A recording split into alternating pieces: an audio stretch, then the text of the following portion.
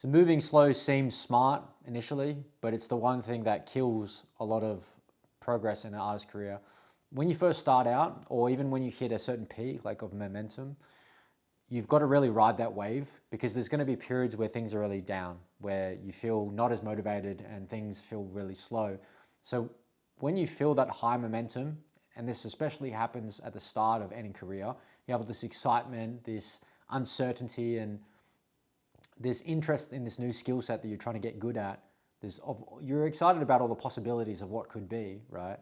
And as you progress and you've been doing it for a couple of years, you start to lose a lot of that because you're not where you thought you would be in that time that has taken place. So it really comes down to getting what you want in life as quickly as possible, because that motivation is going to die down like very quickly if you haven't been making progress.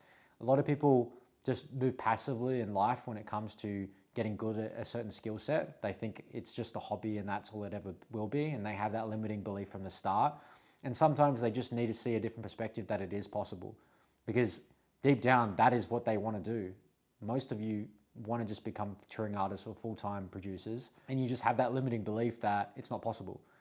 It is very possible, but you have to give this your absolute all. You have to be making sacrifices. You have to be showing up every day, your absolute best every day. And you have to strike while the iron is hot. So when you have this momentum at the beginning, do everything you can to learn the skill set as effectively as possible. So just like any of the top tier artists that you might be comparing yourself to, these guys are athletes. Like, they are athletes at what they do, and they treat their work-life situation exactly the same way as they do as their everyday life. So look at every other portion of your life. Like, are you able to sacrifice time? Are you able to optimize things so then you have more time to give to the skill set? Make sure that you're optimizing everything you're doing in your life so then you can get more time to put towards this skill set. So cutting out things you don't need, cutting out toxic friends, relationships, cutting out bad lifestyle choices that you have with maybe food and exercise and whatnot. Just being healthy so then you have more capacity, more fortitude, so you can put more effort into what you want to do. I have a client who has been producing for just over a year now, and he's further ahead than where most producers are after like 5, 6 years or 10 years. And the reason for his success is that he has been putting tremendous amount of work from the very beginning of his love for music production. Like, he's always wanted to get into music production. He's been a raver for a while, and he switched his love from gym into music production, and putting that hyper focus into a new skill set, he went all in. He did what he could on his own, did some one-on-one stuff, learned off YouTube, and then he hit up Industry Set to fill in those missing gaps, those missing bottlenecks that he wasn't sure was missing, got his speed up, his quality up, and now he's ready for the music industry. And so he's furthered his education. Even after Industry Set, he's gone to get more education. He's got more programs to level up even further. And that's why he's so much further ahead, is because he didn't hesitate to get external help, some advanced help to fill out the gaps of information that he couldn't have done on his own in that speed. So if you're getting advanced help from people, that's not only going to be useful in getting different perspectives that you couldn't have came up on yourself, but also it will shorten the time it takes for you to get to your desired outcome, because you're no longer having to look for things. Like, you're giving the answer in plain sight. You're getting shown directly the answer. So you save time. That's one of the most beneficial things, is that when you're riding this wave of momentum, that you have the guidance of somebody that can show you all the right moves and decisions. So you want to make sure that every next decision you make is the right one. And so what we do with Industry Set is we just focus on finding out what bottlenecks somebody has, eliminating them together, so once we identify them, and then focusing on the areas that you do need help in. So whether that's sound design, mixing, mastering, quality, quantity, whatever it might be, then using all that to then move into your marketing side. So most people, they will just go all in marketing before they even tackle that stuff. And if you want speed and momentum in your artist career, you need to get that stuff out of the way, because if you're trying to balance marketing and production at the same time, you're just going to get burnt out.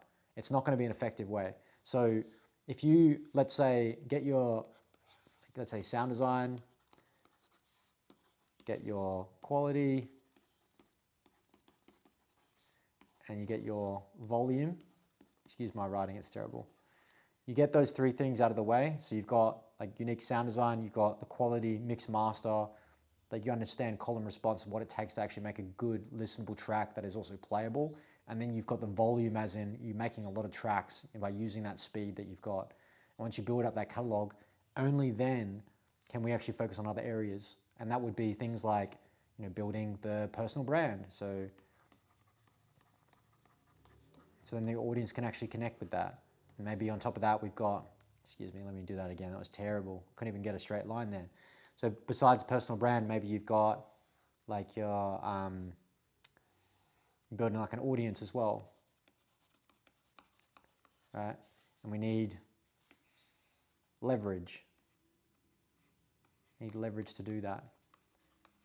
And then on top of that, we need to build like a cult-like audience. So once we have a strong audience, we need to turn it into a cult-like mentality, which is giving them a reason to actually get really invested in the project, like believing in the theme and the narrative that you're actually projecting out there. So all these things are equally as important as each other. Most people, they will try to balance everything at the same time. Like they'll just go straight to content strategy and think, oh, if I just get enough viewership, then everything's going to make sense, and they'll just work it out over time. If you want to make the most of your journey and get up to speed quicker than anybody else, I would focus on these metrics first before you even worry about things like content. Like, example being is, if you have a really strong audience and you can label it as something that they can connect with, they can identify themselves with you, you need to have a strong personal brand for them to connect with you. So that's what makes them identifiable with you, right? They can connect with you and see themselves in you, or maybe they want to be like you, or maybe you're the embodiment of a certain archetype of people. For example, I've used this in another video. Subtronics is a great personal brand because he embodies a lot of the kind of wook culture. He smokes a lot of weed, and he dresses a lot of, I don't know if he dresses the same way as he used to, but he dresses a lot of similar ways as a lot of the people that go to festivals. A lot of people see themselves in him, and he empowers people to see that this guy was able to do all this by himself. He landed that career that most people want, and they can see themselves in that. So that people embody themselves in that he embodies himself as that kind of archetype, right? And he's just being himself, and that's what's the best part of it. So people can connect with that. And it's the same thing with, building leverage. If you're trying to get anything in your artist career and you don't have leverage, you can't expect anybody to give you time of day, because it's what are they getting out of it? How are you showing that you're any different than anybody else? Because everyone's getting really good. Everyone and their uncle is a producer now, and everyone is getting good really quickly. You're competing with people who are 13 years old, coming fresh out of the womb, and they're already sound design gods. That's your competition now, unfortunately. And so if you want to stand out and cut through the glass, cut through the bullshit, and actually be seen for the first time, you need to have all these things. These things are really important. But leverage, for example, it's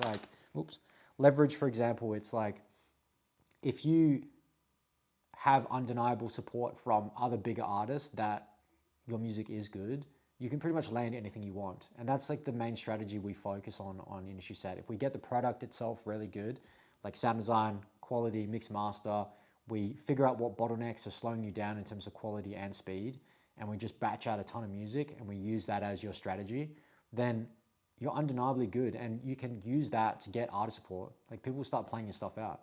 And when you have people playing your stuff out, that's going to lead to more traction, more audience, huge exposure, potential collaborations with bigger artists, and even on top of that, you'll get signed to those same labels that those artists are on. So that one thing can lead to many things. And I want you guys to feel empowered that you can do this. It is possible. You just have to be very strategic about your approach and make sure that you're sacrificing what you can to put absolute effort into this thing. If you are truly passionate about becoming a touring artist and you want this to be your life, you need to start treating yourself like an athlete. You just need to start showing up every day for you and your vision, not just for the sake of it being a hobby. If you truly want this to be your thing, and this is the thing that keeps you happy and it keeps you fulfilled, then you need to sacrifice whatever you can to go all in on this. And that's exactly what I did. I spent 5-6 years single, alone, in my bedroom, just working on music every day. And that's what fulfilled me, because I knew that was my purpose. That was the thing that kept me going, was progress and getting better. And so if you are that kind of person and you're willing to put in that kind of effort and sacrifices, then this career is actually for you. If you're somebody that is tough and resilient, and you're willing to, go against the grain and do something unique, and you want to impact the world in that kind of way, then that's what you got to do.